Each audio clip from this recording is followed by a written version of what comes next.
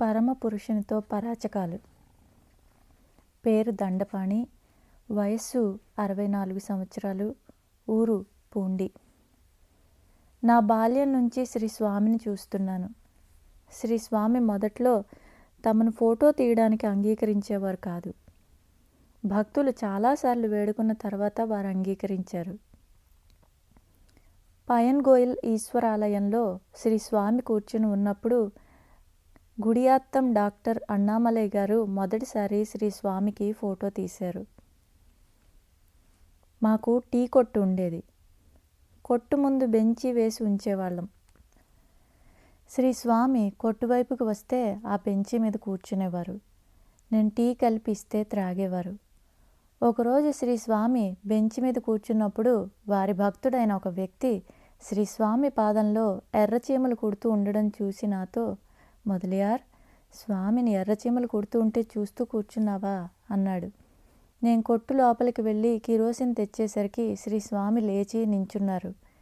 నేను శ్రీ స్వామితో పాదం మీద కొద్దిగా కిరోసిన్ రాస్తాను అన్నాను. శ్రీ స్వామి, వాటి ఆకలికి అవి తింటున్నాయి, మనం ఏం చేస్తాం అని కిరోసిన్ రాయించుకోకుండానే వెళ్ళిపోయారు. అలా వారు సకల జీవస్వరూపులమని చెప్పకనే చెప్పారు. శ్రీ స్వామి కొట్టు వద్ద కూర్చొని ఉన్నప్పుడు ఎవరైనా వస్తే తక్షణం అక్కడి నుండి లేచి వెళ్ళిపోయేవారు. శ్రీ స్వామి నాపై ఎంతో ప్రేమను కనపరిచేవారు.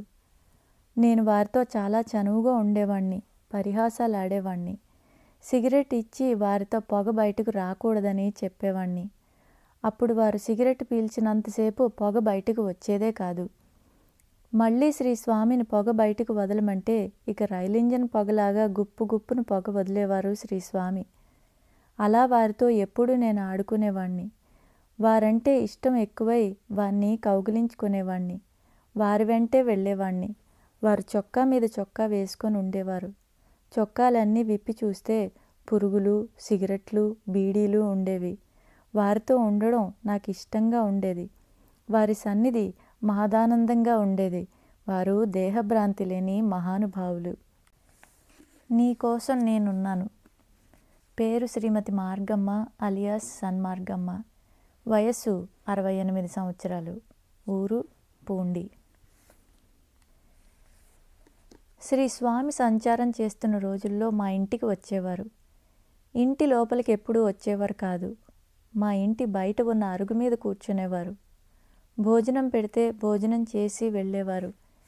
శ్రీ స్వామి అరుగు మీద స్థిరాసనులైన తర్వాత నేను ప్రతి ఉదయం సాయంత్రం అక్కడికి వెళ్ళి అక్కడంతా చిమ్మి శుభ్రం చేసి వారికి ఊది కుంకుమ పెట్టి నమస్కరించుకొని వచ్చేదాన్ని. నాయుడు మంగళం జగదీశన్ గారు శ్రీ స్వామి ఎదుట మొదటిసారిగా ప్రమిదలు పెట్టి దీపాలు వెలిగించారు. తర్వాత వారే కరెంటు బల్బు అమర్చారు. ఆ తర్వాత నేను ప్రతి ఉదయం కాఫీ, 8 గంటలకు టిఫిన్, 12 గంటలకు భోజనం, సాయంకాలం మేము ఏది వండుకుంటే దాన్ని తెచ్చి శ్రీ స్వామికి తినిపించేదాన్ని. వారు అంబలైనా సరే అమిత సంతోషంతో స్వీకరించేవారు. మరొకరి ఇంటి నుండి ఏమైనా తెచ్చి వారికి పెట్టబోతే స్వీకరించేవారు కాదు. ఒకసారి ఇంట్లో కొద్దిగా ఇబ్బందిగా ఉన్నందున ఇంకొకరింటి వద్ద నుంచి మజ్జిగ తెచ్చి అంబల్లో కలిపిచ్చాను. శ్రీ స్వామి, అలా చేయవద్దు, మన ఇంట్లో ఉన్న మంచినీళ్ళు ఇచ్చినా తాగుతాను, మరెక్కడి నుంచైనా తీసుకువచ్చి నాకు ఇవ్వవద్దు, ఇంట్లో ఉన్నది ఏది తెచ్చిపెట్టినా తింటాను అన్నారు. ఆ రోజు నుంచి నేను మరెప్పుడూ అలా చేయలేదు. ఒక్కో రోజు నాయుడు మంగళం జగదీశన్ గారు కూడా టిఫిన్ తీసుకువచ్చి శ్రీ స్వామికి తినిపించేవారు. ఒకసారి శ్రీ స్వామి నాతో, వచ్చిన వారికి అన్నం పెట్టు, వాళ్ళు ఆకలితో ఉన్నానని చెప్పకూడదు, ఇంట్లో ఉన్న మంచినీళ్ళైనా సరే ఇవ్వు అన్నారు. నేను వారు చెప్పినట్లే చేసేదాన్ని. కుటుంబంలో సమస్యలు తలెత్తినప్పుడు నా మనసు బాధపడుతూ ఉంటే శ్రీ స్వామి, నువ్వేమీ బాధపడకు, నేనున్నాను అని అభయమిచ్చారు. నా భర్త సుబ్రహ్మణ్య స్వామి సైకిల్ షాప్ పెట్టుకొని ఉండేవారు. బట్టలు కుట్టేవారు. కుటుంబ ఆదాయం అంతంత మాత్రమే. మేము శ్రీ స్వామికి వేడి నీళ్లు కాచి తెచ్చి స్నానం చేయించి బట్టలు మార్చి విడిచిన బట్టలు నేను నా భర్త ఏటికి తీసుకొని వెళ్ళి ఉతికి తెచ్చేవాళ్ళం. ఒకరోజు శ్రీ స్వామితో, మా కుటుంబ పరిస్థితులు చెప్పి చాలా కష్టంగా ఉన్నదని చెప్పాను. వారి దయతో నేనున్నంత వరకు ఏ లోటు లేదమ్మా, నువ్వేది ఆశించకమ్మా అన్నారు. నా మీద ఎంత ప్రేమ వారికి! శ్రీ స్వామి కొందరు భక్తులకు ఊది కుంకుమ పెట్టేవారు, కొందరిని వారినే తీసుకోమని చెప్పేవారు. నాకు మాత్రం ఏనాడు ఊది కుంకుమ పెట్టలేదు. ఒకరోజు నేను నాకెందుకు పెట్టడం లేదని శ్రీ స్వామిని అడిగాను. అంతా మనదే, ఏది మనసులో పెట్టుకోకుండా నువ్వే తీసుకో అన్నారు శ్రీ స్వామి. ఆహారం తీసుకువెళ్ళేటప్పుడు ఇతర ఆలోచనలతో చంచల మనస్సుతో తీసుకువెళ్తే తినేవారు కాదు, ప్రేమతో తీసుకువెళ్తేనే తినేవారు. నేను ఇంటికి దూరమైన సందర్భాల్లో మా పెద్దమ్మాయి శ్రీ స్వామికి ఆహారం తీసుకువెళ్ళి తినిపించేది. నాకు చిన్నప్పుడు తన్మార్గం అని పేరు పెట్టారు. మళ్ళీ మా అవ్వ నా పేరు సన్మార్గం అని మార్చింది. కొన్నాళ్ల తర్వాత నన్ను అందరూ మార్గం అని పిలిచేవారు. శ్రీ స్వామి వీపు మీద ఒక కురుపు లేచింది. ఆ కురుపు నుండి దుర్వాసన వచ్చేది. ఒకరోజు నాతో శ్రీ స్వామి, అమ్మా, నాకు ఈ 7 రోజులు గడిచిపోయిందంటే బ్రతికిపోతాను, బాగైపోతుంది. ఈ 7 రోజులు తప్పిపోలేదంటే నేను బ్రతకనమ్మా అని చెప్పి ఎంతో ప్రేమతో నా శరీరం అంతా స్పృశించి, నా ముఖం అంతా ఆప్యాయంగా స్పృశించి, ముద్దిచ్చి కుంకుమ ఊది పెట్టి మళ్ళీ ఈ 7 రోజులు దాటితే నేను బ్రతుకుతాను, లేకపోతే ఈ గాలిలో కలిసిపోతాను.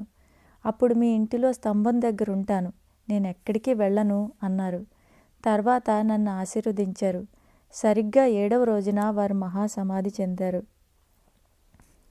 బాబా సమాధి చెందడానికి 12 లేక 15 రోజుల ముందు ఆర్బి పురందరేను దీక్షిత్ను బొంబాయి వెళ్ళమని ఆదేశించారు. నేను చాలా దూరం వెళుతున్నాను, మీరు నన్ను తర్వాత అనుసరించండి అని చెప్పారు. ఇంకా నా సమాధి సమాధానమిస్తుంది, నా నామం పలుకుతుంది, నా మట్టి మాట్లాడుతుంది అన్నారు. వాళ్ళు వెళ్ళిపోయారు. అప్పటికి బాబాకు ఎలాంటి సుస్థి లేదు కనుక బాబా దేహత్యాగం చేస్తారని వాళ్ళు ఊహించలేదు. అంతకు మునుపు కూడా వారు అవే మాటలు పలికి ఉన్నారు. ఆ మాటల్లోని ఆంతర్యం అప్పుడు వాళ్లకు బోధపడలేదు. శ్రీ సాయి భక్త అనుభవ సంహిత. నేను శ్రీ స్వామికి ఆహారం తినిపించి ఇంటికి తిరిగి వెళ్లే సమయానికి భక్తులు వారి భుక్తశేషం కోసం బారులు తీరి ఉండేవారు. కనీసం ఒక మెతుకు దొరికినా చాలని భావించి లైన్లో నిలబడి ప్రసాదాన్ని అడిగేవారు. There you are. పేరు M Natarajan, retired educational officer. వయస్సు 60 సంవత్సరాల పైన. ఊరు చోయిపురం. నేను ఉపాధ్యాయుడిగా పనిచేస్తున్న రోజుల్లో సైకిల్పై వెళుతూ మధ్యలో శ్రీ పూండి స్వామిని దర్శించుకుని నమస్కరించుకునేవాడిని. మా అమ్మకు నరాలకు సంబంధించిన వ్యాధి ఉండేది. ఆమె కారణం లేకుండా పకపకా నవ్వేది. ఉన్నట్లుండి లేచి ఉత్తర దిక్కువైపు పరుగు తీసేది. నేను శ్రీ స్వామి వద్ద నుండి ఊది తీసుకువెళ్ళి ఆమెకు పెట్టేవాణ్ణి. ఒకసారి శ్రీ స్వామి భక్తుడైన కాంగెనయ్య నెల్లూరు షణ్ముఖ స్వామి విల్వారణిలో శ్రీ సుబ్రహ్మణ్య స్వామి ఆలయం దగ్గర ఉన్న టీ కొట్టులో కూర్చొని భక్తులకు దర్శనం ఇస్తున్నారు. వారితో నాకు ముందు నుంచి పరిచయం ఉంది. ఆయన అమ్మ ఎలా ఉంది అని అడిగారు. మళ్ళీ అమ్మ నవ్వుతున్నదా, లేచి పరిగెత్తుతున్నదా అని అడిగారు. వారికి మా అమ్మ గురించి ఎలా తెలిసిందని నాకు ఆశ్చర్యం కలిగింది. నేను మా అమ్మ ఆరోగ్య పరిస్థితి గురించి వివరంగా ఆయనకి చెప్పాను. ఆయన మరునాటి ఉదయానికి మా అమ్మను తీసుకొని కాంగేయ నెల్లూరుకి రమ్మని చెప్పారు.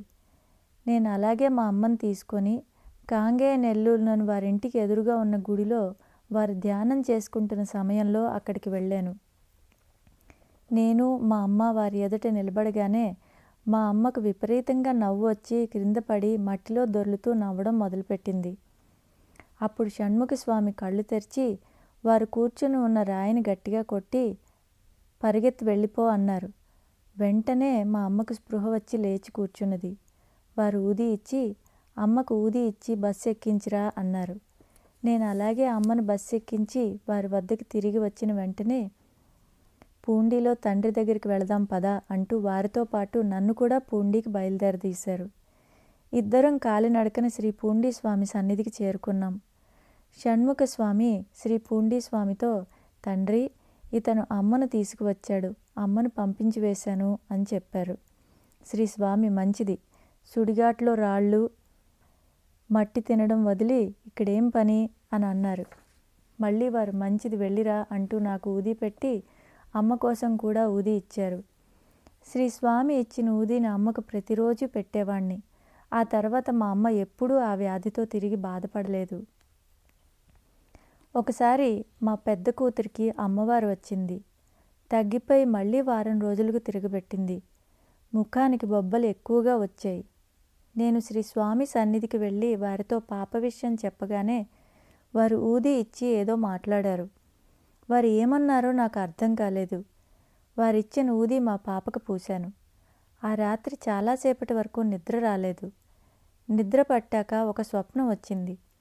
ఆ స్వప్నంలో అది రాత్రి సమయం. మా ఊరికి ఉత్తరంగా ఉన్న మృగండ నదిలో వరద ఉధృతంగా ఉంది. శ్రీ స్వామి ఆ నదిలో నడిచి వస్తున్నారు. వారి తల మాత్రం కనిపిస్తున్నది. ఒడ్డున ఉన్న నేను వారి నది నుండి ఒడ్డుకు రాగానే వారి పాదాలు గట్టిగా పట్టుకొని నా బిడ్డ ముఖాన్ని చూడలేకపోతున్నానని ఎంతో బాధతో చెప్పుకున్నాను. వారు పడైవీడు వెళ్ళి అభిషేక తీర్థం కుంకుమ తీసుకువచ్చి తీర్థం బిడ్డ మీద చల్లి కుంకుమను బొబ్బల మీద పూయమని అన్నారు. నేను కళ్ళు తెరిచి చూశాను. నాకది కలలాగా అనిపించలేదు. శ్రీ స్వామి నిజంగానే వచ్చారనుకొని చుట్టూ చూస్తే శ్రీ స్వామి కనిపించలేదు. ఏటిలో వరద లేదు. తెల్లవారుజామున బయలుదేరి పడైవీడిలో ఉన్న మా కులదైవమైన రేణుకా పరమేశ్వరిని దర్శించుకొని శ్రీ పూండీ స్వామి చెప్పినట్లుగానే తీర్థాన్ని కుంకుమను తెచ్చి తీర్థం పాప మీద చల్లి కుంకుమ బొబ్బల మీద పూశాను. మరునాటి ఉదయానికి మా అమ్మాయి ముఖం మీద బొబ్బలు వచ్చిన ఛాయలు కూడా లేవు. శ్రీ స్వామి దగ్గరికి వెళ్ళి ఎంతో కృతజ్ఞతతో జరిగిన విషయం చెప్పగా వారు మంచిది అని ఆశీర్వదించి పంపారు. ఒకసారి ఆర్బి పురందరే భార్యకు కలరా సోకినప్పుడు ఆమెకు చికిత్స చేస్తున్న వైద్యులు ఆశ వదులుకోమన్నారు. అప్పుడు వారింటి ఎదురుగా ఉన్న దత్తమందిరం పక్కన సాయిబాబా పురందరేకి దర్శనమిచ్చి అతని భార్యకు ఊది తీర్థం ఇవ్వమని ఆదేశించారు. పురందరే అలాగే చేశాడు. అరగంట తర్వాత ఆమె పరిస్థితి మెరుగుపడి ఆమె కోలుకుంది. డాక్టర్ వచ్చి చూసి ఆమెకు ప్రమాదం తప్పిందని చెప్పాడు. శ్రీ సాయి భక్త అనుభవ సంహిత.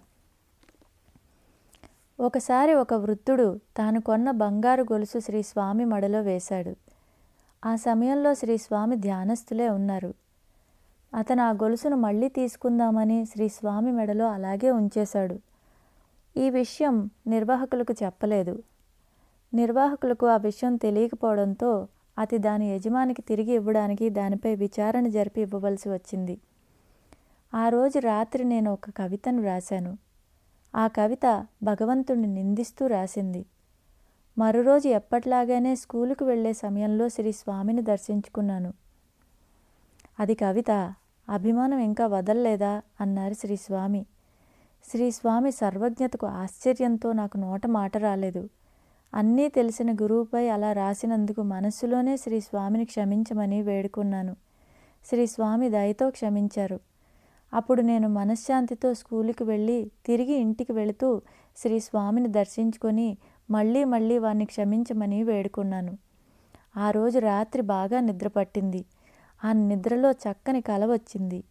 ఆ కలలో పూండీలో ఉన్న జ్ఞాన మొదలియార్ అనే వ్యక్తి నన్ను శ్రీ పూండీ స్వామి దర్శనానికి తీసుకొని వెళ్ళారు.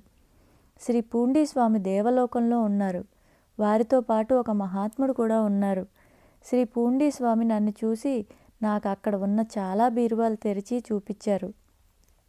వాటిలో ఉన్న బంగారు ఆభరణాలను నాకు కావలసినంత తీసుకోమని చెప్పారు. నేను నాకు అవి అక్కర్లేదన్నాను. వెంటనే శ్రీ స్వామి పక్కనే ఉన్న మహాత్ముడు దేర్ యు ఆర్ అని ఆంగ్లంలో అంటూ నా భుజం తట్టారు. వెంటనే మెలకు వచ్చింది. ఇక మళ్ళీ నిద్ర పట్టలేదు. ఆ తెల్లవారుజామునే శ్రీ స్వామి సన్నిధికి వచ్చి నా స్వప్నం గురించి వారికి విన్నవించుకున్నాను. శ్రీ స్వామి ఏదో సమాధానం చెప్పారు, కానీ అందులో మంచిది అన్న మాట మాత్రమే నాకు అర్థమైంది. నేను వారు చెప్పినది అర్థం కాలేదని వారితో చెప్పాను. అయినా వారు మళ్ళీ మంచిది అంటూ ఊది పెట్టారు.